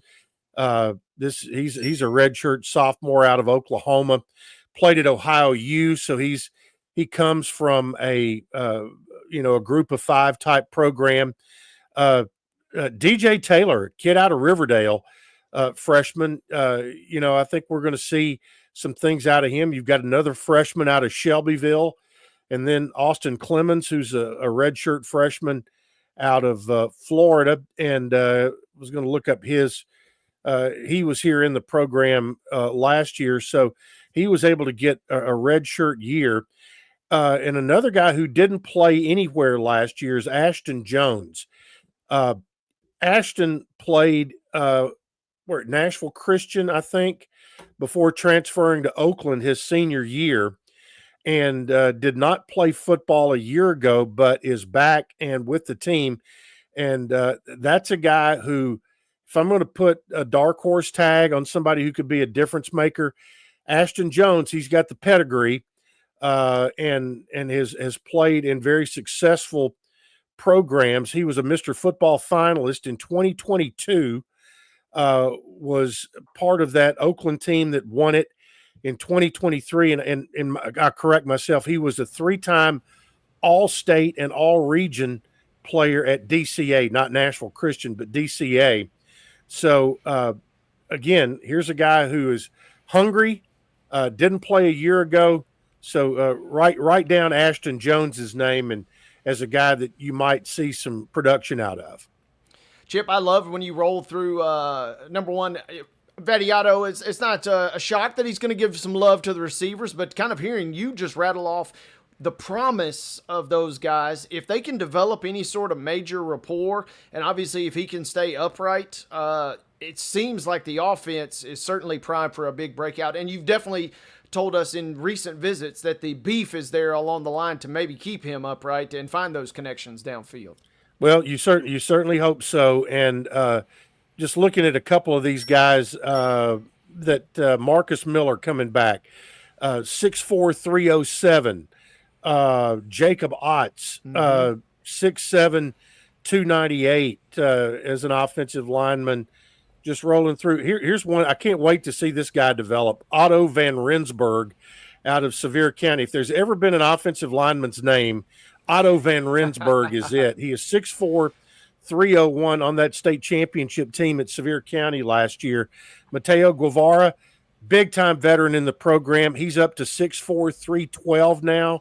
So they've put on, and the list just goes on, and those guys who have continued to build themselves and get better and continue to work. So it's going to be here right around the corner, and I'm looking forward to getting the first official two deep at Coach Mason's press conference coming up on Monday. Chip, it's interesting. We're talking with Chip Walters, the Blue Raider voice. It's interesting that you mentioned talking with Coach Mason, and it's also interesting because yesterday on this show, Mo and I talked about, not sure if you've heard this, but Bill Belichick is the head coach at North Carolina. Not sure if you were aware. I've heard it mentioned. Yeah, it's been in the news a little bit, but, there was some consternation that he's not going to be a weekly guest on the radio show, which is obviously a critical component for any local football program, but that is not going to be the case for the MTSU football program, it sounds like, this season. It sounds like we'll get Coach Mace every week. Well, Monday nights is Coach Mason, and we over the years there have been a time or two where the head coach might have had a speaking engagement somewhere or whatever, and that's fine. But we've been fortunate. I mean, going all the way back to Coach Donnelly and Andy McCollum and Coach Stock and Derek, they've all been great about taking part and coming out meeting fans and being there on radio show night. Coach Mason has been really good about he and Caitlin Manning, his chief of staff. She and I kind of get our heads together after every game and okay, who do we want to have as a guest along with Coach, and we typically will have a player or two or an assistant coach. We went through a lot of the assistants last year since they were all kind of new, but not much change on the staff this year, only in the special teams area. And Louis Chaffee I would say he'd be a good bet to be a guest fairly early on. But we'll be hearing from players in particular, kind of look after a game, who played well, who, things like that. And kind of spotlight those guys and give them a little love. It's also fun, too. Not every coach's show is designed this way, but I do love the concept that you're having it at the Boulevard. There's that live component. You can watch it on YouTube or you can watch it, on True Blue TV, or on the MTSU app. But kind of being there in person is also a unique element that you guys bring to the table. Yeah, and our coaches like that because it gives them, they're stuck in their offices or the practice field and during that hour or so of time when they're there, I will tell you this, every commercial break we take, Coach Mason's jumping up and going around and shaking hands and things like that. But, Coach McDevitt does that, and Coach Insel does that. And it's kind of become appointment viewing for, a lot of the fans who come out. And most of them who come are like every week people. They've got it on their schedule. They come out, want to be part of it. want to be supportive of the kids and things like that. So that will get underway next Monday night at 6:00 at the Boulevard, and wherever you get your Blue Raider Network broadcast, whether it's over the air or on a stream somewhere, we invite you to listen in. So, Chip, with that being said, that's next Monday. Almost 10 days from now, though, next Saturday, you guys do open it up. It's finally here. What's one thing that either you are most excited about or kind of want to learn a little bit more about this particular team heading into the season opener? I want to see this offensive line perform up to their size. Does that make sense? Mm-hmm. Or both lines in particular, both lines. I want to see Middle take advantage of the size they've brought in, and put that to good use, and go out in a game where you should outman your opponent. When you just look at, if you're a group of five as opposed to an FCS program, you should have the advantage personnel wise. Go out and flex your muscle and play like that. Couldn't have said it any better myself. I'm looking forward to. You mentioned both units too. I want to see some improvement. I want to see that size get flexed on both sides of the ball. I'm with you there. So looking forward to it. That'll be next Saturday. We will visit with Chip again though between now and then. You'll be able to give us a recap of what Coach May said on Monday night, and we look forward to catching up with you. Chip, you were early in the green room today, just like you were early to the horse show. During your story you told us at the start of the broadcast. So thank you as always for taking some time with us here this afternoon. Appreciate it. And normally I would not. I have a speaking engagement tonight that I've got to run to at Geodis Park of all places. So I'm heading out the door and heading up there right now. So be safe heading over, and send some pics of you pitch side there this evening. There we go. All right. Thank you very much. Chip Walters, the Blue Raider voice, breaking things down across the MTSU landscape here on Main Street Sports today. Calvin and I are going to take a quick time out. When we come back, we will dip into the grab bag. We'll have a little preps. We'll have a little college. We'll have a little pros. We'll talk all things football, but we'll go from the highest to the lowest and back again here as Main Street Sports today, presented by the Tennessee Orthopedic Alliance of Columbia, rolls right along.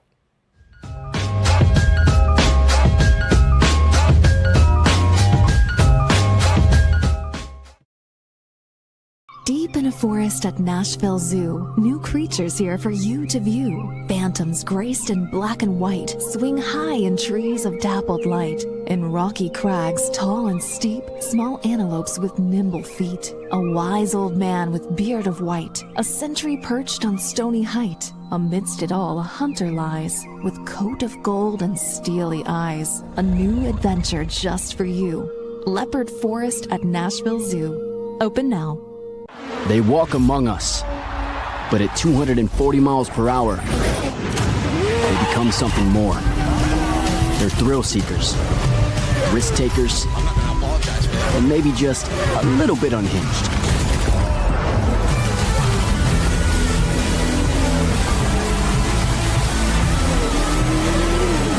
Buckle up.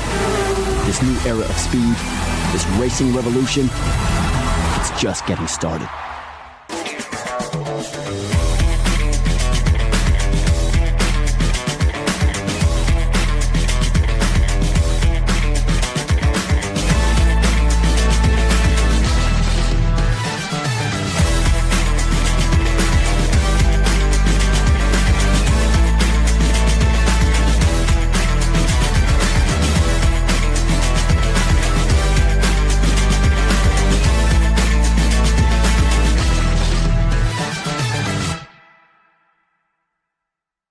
Jones & Lang Sporting Goods here in Columbia has been outfitting teams, officials, and anybody else from T-ball to college for 50-plus years. Be sure and check them out at 931-388-8060 or online at jonesandlang.com. Jones & Lang Sporting Goods, the look of a winner. Piggly Wiggly, located in Neely's Mill Shopping Center, is Columbia's locally owned and operated Cost Plus 10 grocery store dedicated to serving the community with low prices and smiling faces. Piggly Wiggly offers fresh, hand-cut meats daily, as well as daily hot plate lunches from their deli counter. You're certain to see smiling faces and a helping hand when you're here at Piggly Wiggly. Come by and check out our fresh produce, high-quality meats, and more. Down home, down the street, we'll see you at the Pig.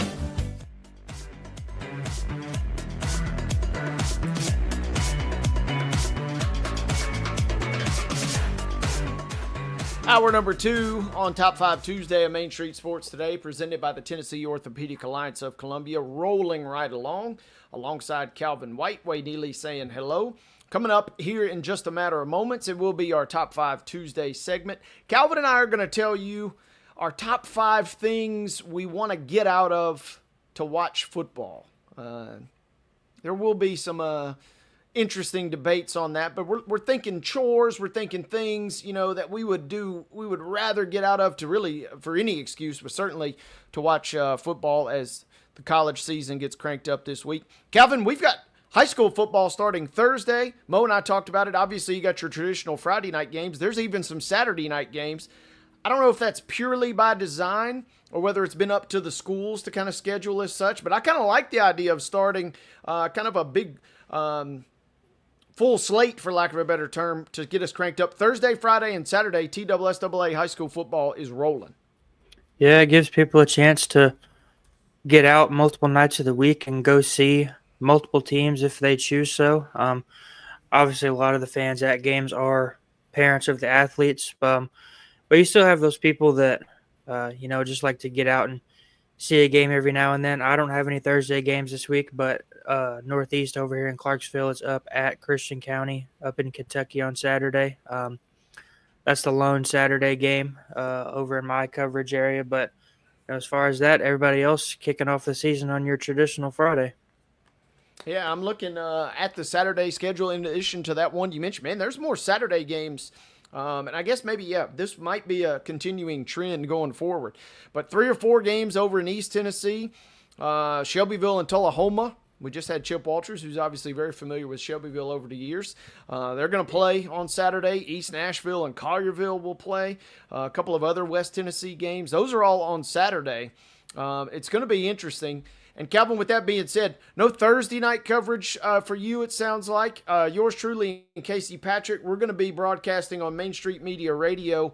Massive showdown here in the Mid-State as Beach will travel to Green Hill. Talk about a big, big game to get your season started coming up on Thursday night. Yeah, Green Hill went undefeated in last year's regular season, but unfortunately lost in the first round of the playoffs to Blackman. Beach has been one of the Mid-State's premier teams for a long time, even back when they won the state championship, in the early 2010s, I believe 2013 or 14. Beach was winning state championships when Jalen Hurd was there. And Green Hill has kind of turned into one of the premier teams in the Mid-State as well. Ever since their inception in 2020, all they've done is improve and get better ever since they opened up and started that program. But Green Hill, looking for another really good regular season, trying to look for some of that playoff success that Beach has had recently. While we're still talking preps, Calvin, give us an update. What's got your eye? Where will you be Friday night, or kind of what are some big storylines in your coverage area you're most excited about Friday? I will be at White House Heritage and Greenbrier on Friday. That's probably the biggest matchup out in Robertson County on Friday, but I'll definitely have my eye on Clarksville and Blackman. Clarksville and Isaac Shelby kind of set out this year to beef up that regular season schedule. They've gone 10-0 the last 2 regular seasons, but they've lost in the first round of the playoffs both years.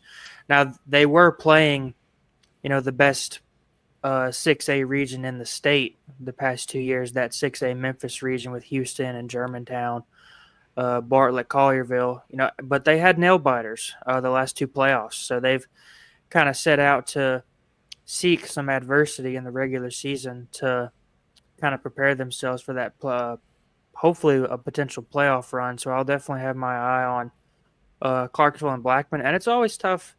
Blackman's record is usually never an indicator of how good they actually are, just because they're playing over there in the same region with Oakland and Riverdale. and they always load that schedule too. So definitely have my eye on Clarksville Blackman. And then Springfield Rossview, I'll have my eye on. Springfield's coming off a run to the Class 5A semifinals. They're playing down in 4A this year. Don't return a lot of production from last year's team.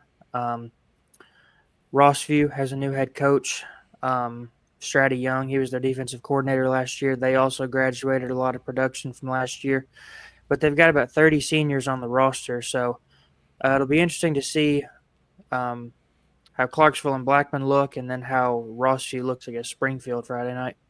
Other one I want to ask you about while we got you and tapping into your wealth of knowledge here. Kirkwood, man, I've kind of been impressed. It seems like newer schools are finding success earlier and earlier. And it feels like for a school that's, entering its third year, seems like they have really kind of gotten off to a fast start in their first couple of years.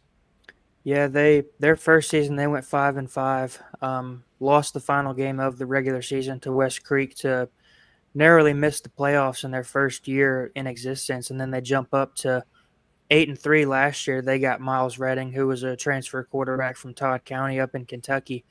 He was the county's leading passer by, I think, over 800 yards last year. He threw for almost 2,000 yards, 23 touchdowns, I think, and then their running back Josiah Claybrooks, he ran for 1,400 yards and double-digit touchdowns last year. He led the county in rushing by a wide margin. And then when they opened, they kind of poached Northeast High School a little bit and, took some of the good players that were over there. Moses Bird that graduated last year that played defense for them. He was really good.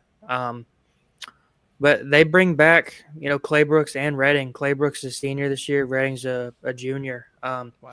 And they brought back a lot of that production from last year. And they moved down to Class 5A this year, but they're still playing in a very familiar region. They're still playing with Northeast, Northwest, Kenwood, Dixon, Henry County, all those teams. So minus Clarksville, Rossview, West Creek, they're seeing a lot of the teams that they saw last year in region play. And, entering their third year, they've rapidly turned into easily a top 3 team in the area, along with Clarksville and Rossview. Yeah, it's always fun. Saw Lawson did a couple of their games on Thursday nights in Nashville. They kind of jump right into things. Mo and I, have talked about Battle Creek, who's playing their first season of varsity football this year, first official season, I suppose. So it's always fun to kind of watch these newer schools as they kind of try and find their footing. Looking forward to a good week here. You can catch all of our coverage at mainstreetpreps.com and also all of our local Main Street media properties. So make sure high school football, we have got you covered, again, from Thursday night all the way through Saturday night as the opening week continues. Calvin, as we kind of further into Preps to Pros, a little bit of a coup this afternoon for my Michigan Wolverines as they have sniped a beloved Tennessee former Vols recruit. Michigan making some moves on the recruiting trail, snagging the nation's top running back as they win a little bit of a recruiting battle. 5-star running back Xavier Hitter, gotta make sure you get that correct, Xavier Hitter committing to Michigan over Tennessee, putting Michigan in line for maybe a potential another top 10 class. But Michigan and Tennessee going toe-to-toe for this Virginia running back. Georgia, Ohio State were also in the mix. A little bit of a coup there for the Wolverines, and the Vols kind of go back to their recruiting trail now. Yeah, David and I talked about this when we had Joe Rexroad on, I believe, last week to talk Big Ten football. We kind of talked about if Joe Rexroad thought that Michigan was national championship good again this year. He said he didn't think so, at least not this year. But, getting those big-time recruits has been part of Michigan's arsenal and their reputation for a long time. Obviously, it's big when you can flip somebody from a place like a Tennessee that has really upped its recruiting the last couple of years, has had some really good seasons, made the college football playoff last year. So it's big when a program like Michigan, who we never thought about could be rebuilding, but, when programs that are rebuilding can snag players like that, it's a big step in the right direction. Yeah, it'll be interesting to see how it pans out. I try not to get, oohing and awing over recruits because, sometimes they just don't pan out. It's kind of like Major League Baseball, right? Sometimes, a can't miss prospect for some reason does miss. And so at the end of the day, we're talking about young kids and young men trying to further their careers and do the best they can. So, but it is exciting as a resident Wolverines fan. We're taking a little bit of a lumps right now. Today is Bryce Underwood's birthday, so all the chatter on the Michigan channels is he got a nice birthday gift. As again, 5-star running back out of Virginia, Xavion Hitter is headed to the Wolverines. Speaking of young players, Calvin, how about this? BYU is making history as Bear Bachmeier, which is a great name, by the way, all-time already great college football name. Bear Bachmeier, we've talked about the BYU quarterback situation and Retzlaff having to transfer after issues with the honor code as a planned suspension earlier. But now they have incoming Bear Bachmeier, who will become the first ever true freshman to start at BYU. And, you may be saying, okay, well, what's the big deal there? But we're talking about a school that has produced Ty Detmer, Jim McMahon, and Steve Young. And it's going to be Bear Bachmeier, of all people, who will be the answer to the trivia question, who was the first ever starting quarterback. Could be a potential big thing there for the Cougs as they enter 2025. Yeah, really long line of really good NFL quarterbacks that have come through BYU. It's been interesting the last couple of years to kind of keep up with BYU athletics. They've really ramped up their NIL support, especially in basketball. We look at AJ DeBonso, who's the number one recruit in the country this year, got, what was reported to be $7 million to go play basketball at BYU. So, outside of Jimmer Fredette, I can't say that I've ever paid attention to BYU athletics up until the last couple of years when they've been able to kind of pour all this money into their athletics, build that basketball team up into a team that's ranked, most of the year, it seems like now, made a run in the NCAA tournament last year. Football hasn't quite caught up to the level of success that their men's basketball team has had yet, but it'll definitely be interesting to watch the Cougars this year with Bear Bachmeier under center. Bachmeier, a couple more things that are pretty neat about this story. He's going to wear number 47. Can you just picture a quarterback? I don't even know on NCAA football, the video game, you really see any quarterbacks wearing number 47. But Bachmeier's going to wear that number when they debut against Portland State next Saturday. And we mentioned Retzlaff now at Tulane after withdrawing from the school just a couple of weeks ago in mid-July. But Bachmeier wins the battle. And if you thought his name was great, his brother is already on the team. He's a junior wide receiver, Tiger Bachmeier. So Tiger and Bear will link up, it sounds like, this season. So BYU's got a interesting set of brothers on the squad, with Bear being the quarterback and Tiger being the receiver. And Bear going to BYU. He does come from Stanford. He is still a true freshman. I'm not sure necessarily how that works, but he is going to be getting the starting nod for the Cougs. Also had offers coming out of high school from Georgia, Notre Dame, and Texas A&M. So some BYU chatter as history will be made over in Provo this season. Shifting gears, going to the NFL. Khaliki Hudson, to say his tenure with the Titans was a short one would be pretty accurate, because the team just signed Hudson to the squad last Tuesday. Calvin and I, we didn't even get to mention him on the show in any capacity because he was so short with the team. But he signed last Tuesday, played 11 special team snaps against the Falcons. But the Khaliki Hudson Titans tenure is officially over. That leaves them with an open spot on their 90-man roster. And as of showtime, I don't think they had filled that. But if you were planning on buying a jersey, Calvin, maybe think again, because after just 11 snaps in special teams duty, he is now a free agent. Yeah, we're at the point in the NFL offseason where, teams are trying to figure out who does and who does not fit the roster. So there's going to be, I would assume, a bunch of guys around the league with different teams having, kind of just trial stints to see if they're going to stick around with the team for a period of time before all the teams have to cut down their roster next week to the 53. So I guess especially with the Titans, we'll watch out for any of those other guys that could be on the fringe of making or not making the roster between now and then, and just see what that that final 53 man looks like going into Week 1 against the Denver Broncos. Yeah, we're down to the nitty gritty. They'll have one final preseason tune-up on Friday, as we mentioned, versus the Minnesota Vikings. That'll be the only home preseason game at Nissan Stadium. But after that, 2 Sundays from this weekend, it will be the Titans at Denver. As we close this segment, Calvin, we saw 2 starting quarterbacks get named by respective franchises yesterday. I'm going to ask you, which are you perhaps more surprised by? Was it the Browns naming Joe Flacco as their Week 1 starter, or was it Daniel Jones being announced as the signal caller for the Colts? I'd probably lean the Colts just because no one in that Browns quarterback room has near the amount of experience as Joe Flacco does.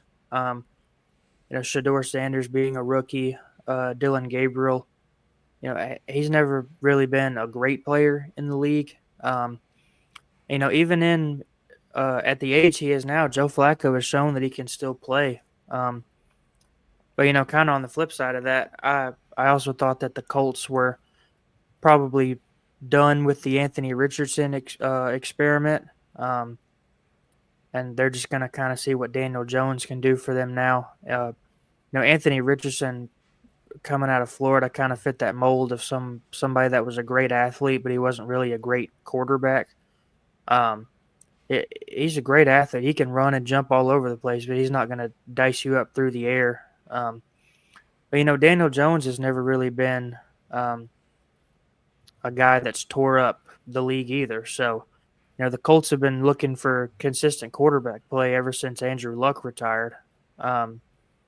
So we will definitely keep an eye on both of those situations going into the start of the year. Yeah, I'm with you. If you ask me which I'm more surprised by, I'm probably a little more surprised by the Colts situation.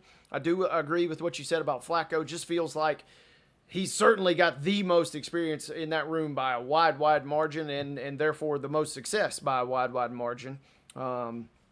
So that feels a little bit more of a shock out of Indy. But again, Daniel Jones is named your starting quarterback. The question now will become, for both of those situations, how long of a leash do both of those guys have? So with that being said, we will keep our eyes peeled on the quarterback situations for both the Browns and the Colts. Still maybe some question marks about the Saints with Shaw and Rattler and the whole other cast of characters down there in New Orleans. But starting quarterback assignments kind of handed out yesterday for a couple of franchises, and we wanted to pass those updates along. I've been given the green light by our producer, Mark Rogers, that we are clear for takeoff to skip our final break here on Main Street Sports today, where we're presented by the Tennessee Orthopedic Alliance of Columbia, by the way. So with that being said, Calvin, let's roll right into Top 5 Tuesday. And it's week 0, but we get college football back this weekend, and I started scratching my head. And I'm going to whisper this a little bit, but there are a few responsibilities that I kind of got going on this weekend that I'm trying to already think of excuses to maybe get out of to watch college football. And so that made me think of our topic here. What are your 5 events that you would perhaps most like to wiggle out of, if you were able to be able to post up on the couch and watch college football? It'll be our Top 5 Tuesday segment. And Calvin, I will turn the floor over to you for our first pick here this afternoon.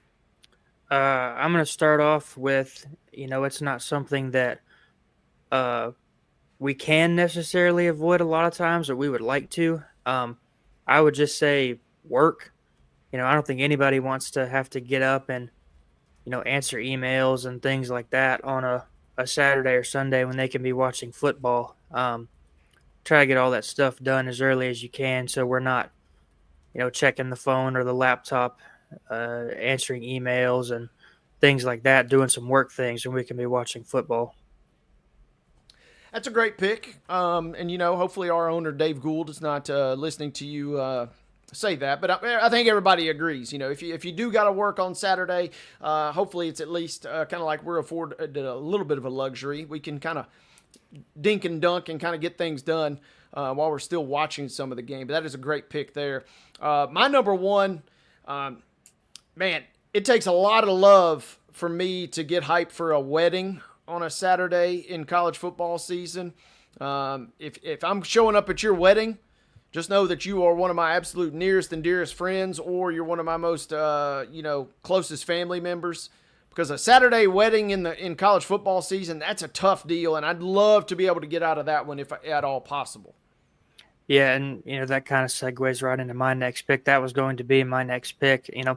Most of the time, since it is during warmer weather, it's outside, and especially if you live in the part of the country where we live or the part of the world, it's blazing hot until the middle of November, December, a lot of times.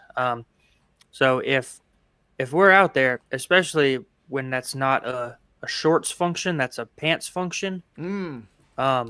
If we're out there, a lot of times, we love you dearly. I love it. A number 2 pick for you.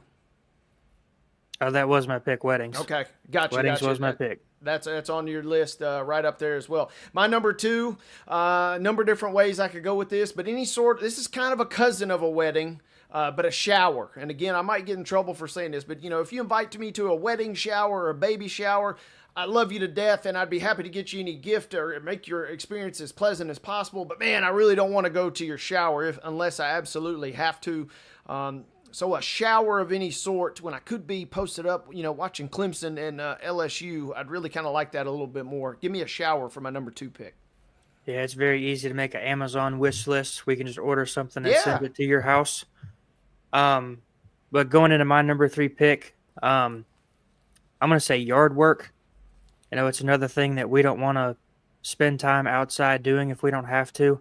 Mowing the yard when it is 100 degrees outside is not very fun. Tending to your garden and your weeds and those things, not very fun when you don't have to in the heat. So that'll be my number 3 pick. Yep, good pick. Trying to get ahead of that for the weekend if I can, so keep those precious hours free. But sometimes it doesn't work. Kind of a spin on that in a sense. But the grocery store, man, I know you want to spend a lot of time, prepping for the week and whatnot, but the grocery store run on a Saturday or Sunday during football season, that kills the vibe right there. Give me the grocery store for my number 3 pick. I stole another one of my picks again, but I was going to slide that into my 5 spot. But, at my 4 spot, I'll just say cleaning. Nobody wants to do laundry. Nobody wants to be wiping the counters down, cleaning up, vacuuming, sweeping, things like that when we can be watching football. So I'll slide cleaning in there at number 4. Good pick there. My number 4 is going to be a family function, whether it's a family reunion or a family get-together. Unless I can be guaranteed a spot on a couch at said function, I'm kind of out on that. So give me family gatherings on number 4, but I still love you, fam. Yeah. We still love you. And then you slid it in earlier, but I'm going to slide grocery store in at my number 5. This kind of goes back to the cleaning thing a little bit. We don't want to be cooking on Saturday either. So if you elect to pick up some, a tray of chicken wings or pizza or things like that for your Saturday football watching slate, personally, I will be getting that done on Friday or anytime before Saturday, just to avoid having to get up off the couch as least as I can Saturday afternoon into Saturday night.